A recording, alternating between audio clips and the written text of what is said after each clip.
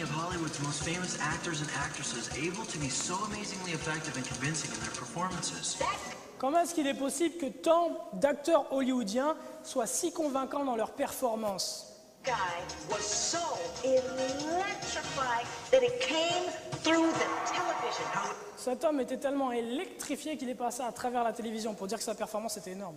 Is it that they can move us to laughter, tears, or anger at the Comment se fait-il qu'ils arrivent à nous faire ressentir des larmes, à nous amener à être en colère ou peiner? Comment est-ce qu'ils peuvent nous amener à de tels sentiments? drop of a hat? Are they truly gifted with natural talent as men? Est-ce qu'ils ont des dons de talent naturel comme beaucoup le suggèrent? Many suggest. You see this and you're dazzled by their talent. Do they possess a creative streak of genius that is unknown to most men? Est-ce qu'ils possèdent un génie créateur qui est inconnu à la plupart des hommes?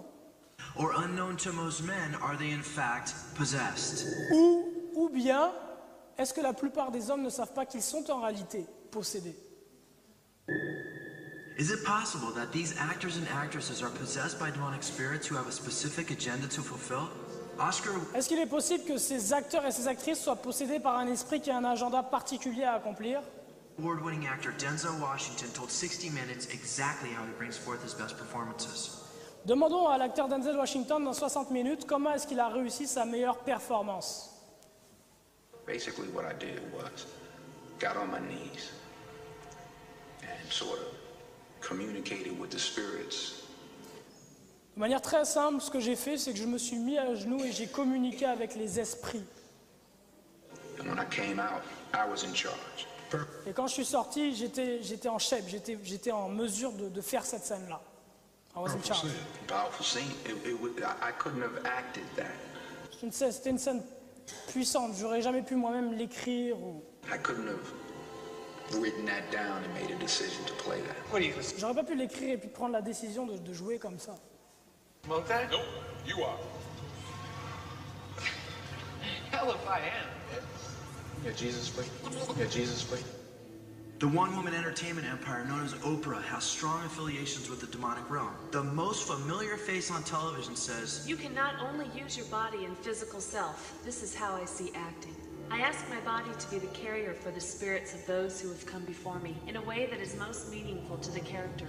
Je demande à mon corps de devenir le véhicule pour les esprits de ceux qui ont vécu avant moi. In a way that is, dans une façon qui sera la plus significative possible pour représenter le personnage.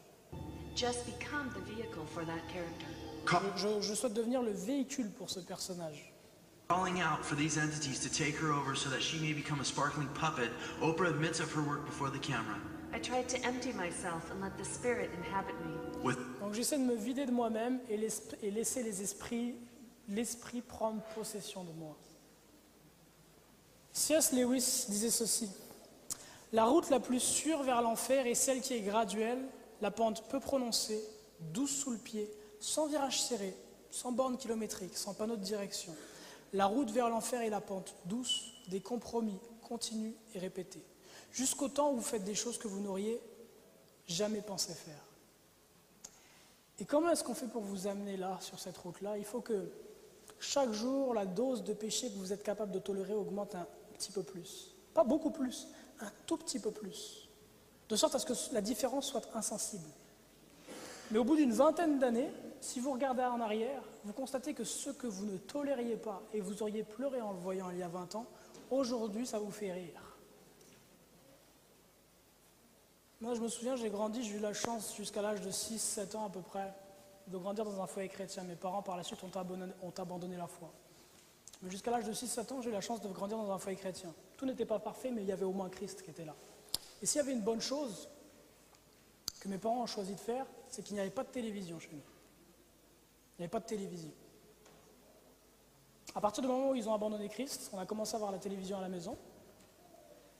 Je me souviens au début, lorsqu'on regardait la télévision et que deux personnes s'embrassaient à l'écran, j'étais gêné, je tournais ma tête. Mon père prenait la télécommande et il essayait de changer de chaîne.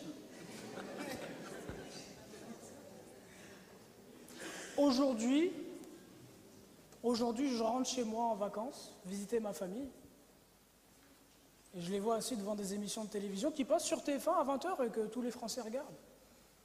Ou Un homme et une femme s'aiment, c'est une belle histoire d'amour, puis à un moment, ils sont tous les deux dans un lit en train de coucher ensemble. Alors, vous ne voyez pas les sexes, là, on voit juste leurs fesses, puis leurs seins, puis... Et puis c'est normal, ça ne dérange personne. Mais il y a juste une quinzaine d'années, on n'aurait pas été capable de tenir devant ça. J'étais pas capable de tenir, et le reste de ma famille n'était pas capable. Et graduellement, doucement, chaque jour un peu plus, chaque jour un peu plus.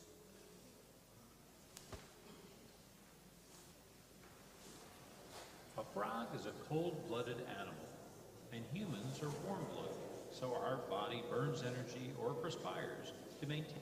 Alors ici, l'homme explique qu'un crapaud, une grenouille, frog, grenouille, est un animal à sang froid. Okay. Ce qui signifie, nous sommes à sang chaud. Donc notre température ne s'adapte pas à l'environnement. Notre corps régule la température de sorte à ce qu'on garde toujours à peu près la même température intérieure. Je crois que c'est 37, quelque chose comme ça. Une grenouille, c'est un animal à sang froid. Donc sa température intérieure s'adapte à la température extérieure. C'est ce qu'il explique. Maintain the same 98.6 degrees. The cold-blooded frog's body temperature goes up and down with the temperature of its surroundings. Although frogs love water, when I hold it over this pot of boiling water, this frog is very uncomfortable and climbs to get away from it. Donc, même si les grenouilles aiment l'eau, quand j'approche une grenouille d'eau bouillante, elle n'est pas à l'aise, elle veut partir. Parce que l'eau est à une température différente de son corps, elle sent que si elle s'approche, elle va se brûler. Maintenant, voilà ce qu'il va faire. Il va mettre la grenouille dans une bassine d'eau tiède qui correspond à la température du corps de la grenouille. Donc la grenouille va être à l'aise dedans. Il va allumer le feu.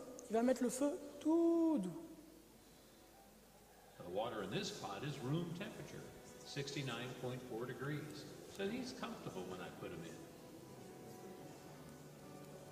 If I turn the burner on low flame, his body temperature will adjust and slowly he will heat up with the water.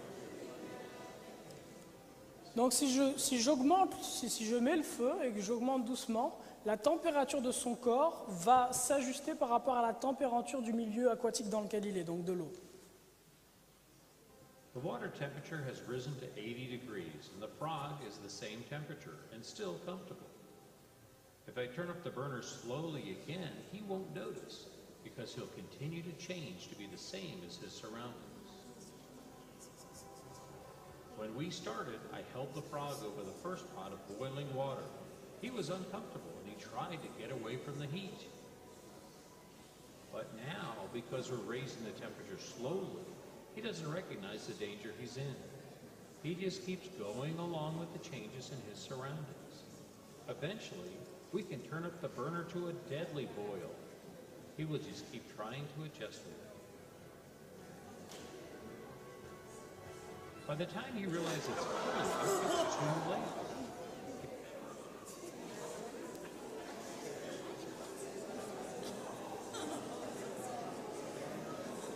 Ce qui s'est passé là, en fait, ce qui s'est passé là, c'est la même chose.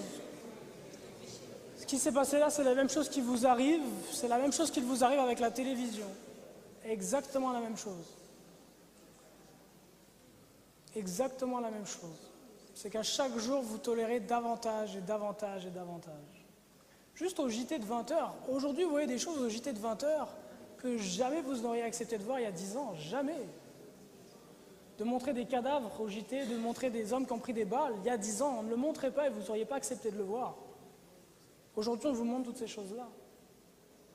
Ce qui se passe dans les émissions de télévision. Toutes les émissions de télévision, je ne sais pas s'il y en a qui regardent CSI New York, mais toute la trame est construite autour de quoi? De la mort. Il y a un tel qui a assassiné telle personne en le pendant par les pieds, en l'éventrant, et un homme et une femme flic vont essayer de découvrir ce qui s'est passé, puis en même temps, comme ils sont un peu désespérés, ils couchent ensemble pendant l'émission avant de trouver quel est le meurtrier. Écoutez, je me souviens des émissions de télévision qu'il y avait il y a une quinzaine d'années, et qui déjà étaient mauvaises, Le Cosby Show, qui déjà avait plein de choses mauvaises en lui.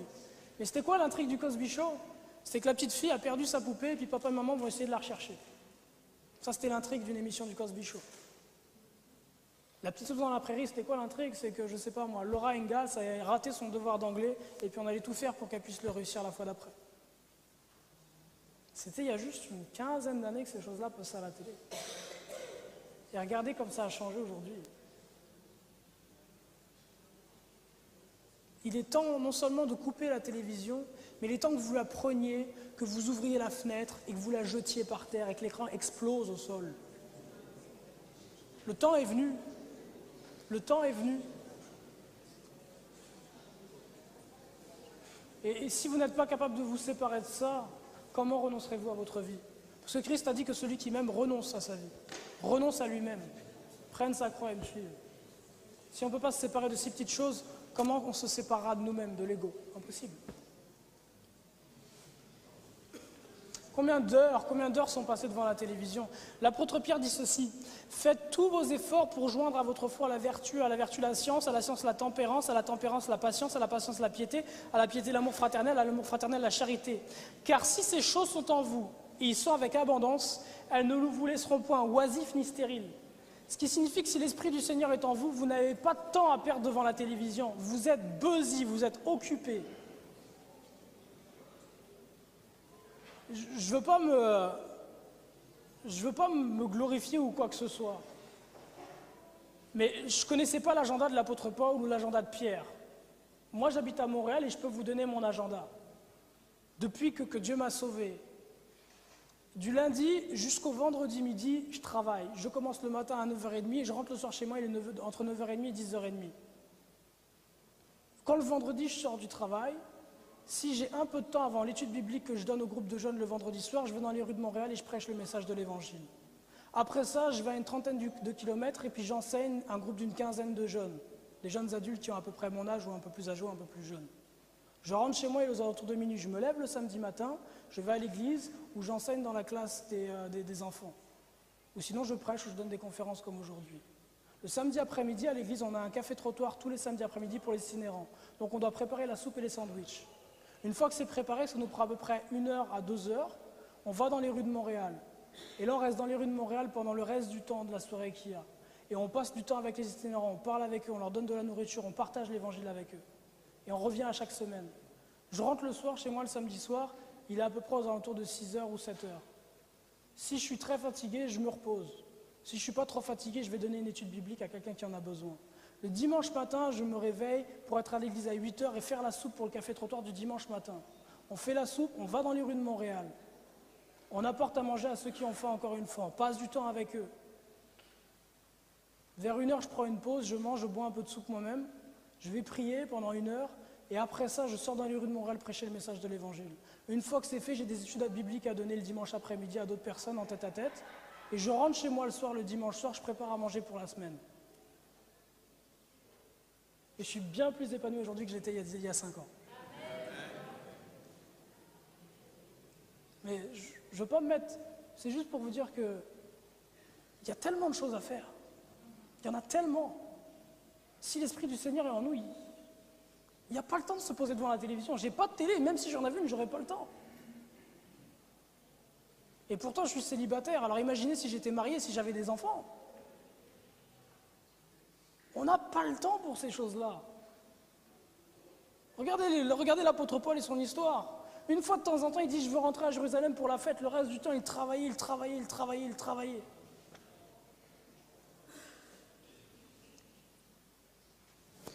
Et je finis avec la parenthèse sport.